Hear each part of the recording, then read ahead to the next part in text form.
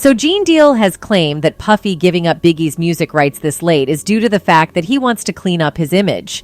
He's been taking a lot of bad hits. So he's taking all these hits. He got to try to look back in the public when he's coming out with an album. And plus, he's getting an award. So he got to look good going into it. Because right now, in the public's eye, he don't look that good, bro.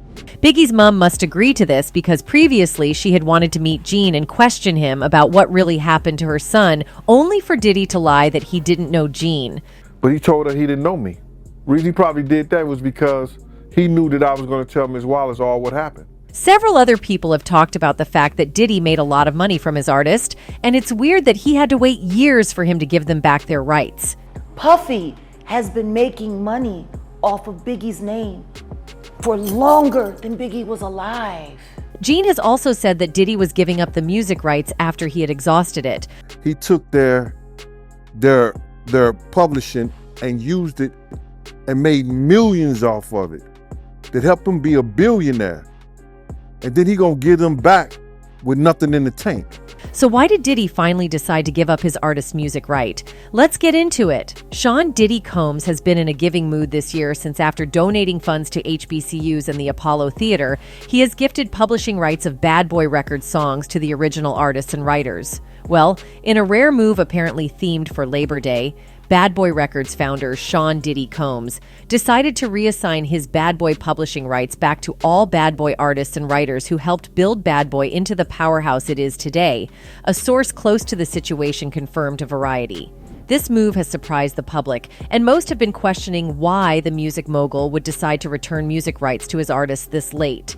During the 1990s, it was not uncommon for labels or label owners to take a percentage of an artist's publishing as part of a recorded music deal. Although that syndrome has faded away as artists and songwriters become more aware of the value of their publishing rights. Combs sees it as part of a broader goal of promoting economic empowerment for Black artists and culture, the source said. The artists in question include the Notorious Big's estate, Faith Evans, Mace, The Lox, 112, and many more unspecified creators. Specific details were not immediately available, but the assets are said to be worth hundreds of millions of dollars. Those assets have increased dramatically in value in recent years as artists or estates representing the music catalogs Bob Dylan, Bruce Springsteen, Genesis, Luther Vandross, and many others have struck nine-figure deals selling or partially selling the rights to those catalogs. According to the source's information, it's being noted that Diddy had received multiple multi-million-dollar offers for the rights to the Bad Boy publishing catalog.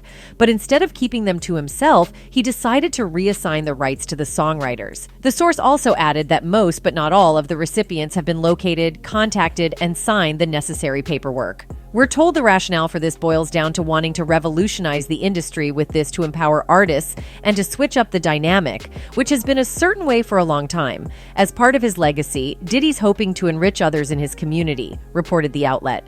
Combs began the process 2 years ago, reportedly turning down a deal to sell the Bad Boys Records catalog that came with a 9-figure price tag. But is this an act of kindness on Combs' part, or is it an empty gesture for good PR? Multiple people, including former Bad Boy artist Mark Curry, think it's the latter and claim the publishing is worth little, if anything. Days after the news of Diddy's move, Curry took to social media to expose the music mogul. Curry is best known for appearing on Combs' hit single, Bad Boy for Life, and insists that the value of the publishing is next to nothing at this point. Curry stated on Instagram Live that Combs gave him his publishing back years ago, but only receives up to $400 a year, saying he'd rather Combs keep the publishing and give him and other artists $1 million instead. He also likened Combs returning the publishing to the artists and writers to giving someone their girlfriend back after having 10 kids with her. He's just giving back what he never should have had in the first place, Curry said. The rapper has written about Puffy's business dealings with his artists in the 2009 book, Dancing with the Devil, How Puff Burned the Bad Boys of Hip-Hop. However, he's not the first rapper, or anyone for that matter, to take Combs to task about publishing.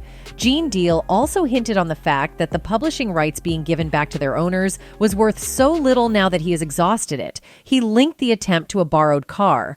It's like taking you giving me your car with a full tank of gas and I bring it back to you on empty.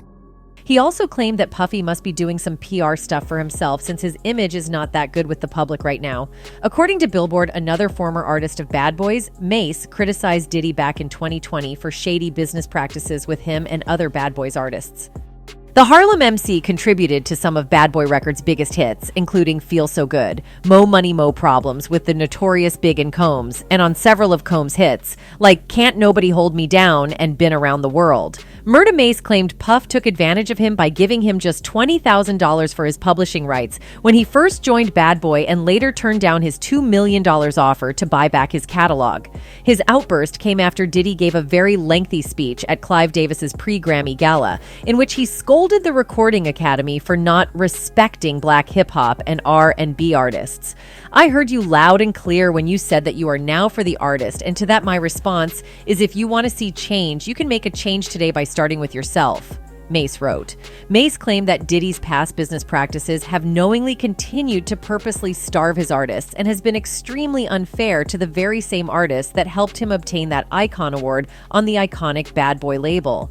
Mase said, "For example, you still got my publishing from 24 years ago in which you gave me $20,000, which makes me never want to work with you as an artist wouldn't after you know someone is robbing you and tarnishing your name when you don't want to comply with his horrendous business model." Diddy previously said on The Breakfast Club last year that Mase actually owed him $3 million, a claim that Mase disputed aggressively. However, last week, Mase's longtime friend and collaborator Cameron took to Instagram to hint that Mase had finally received his publishing back from Diddy.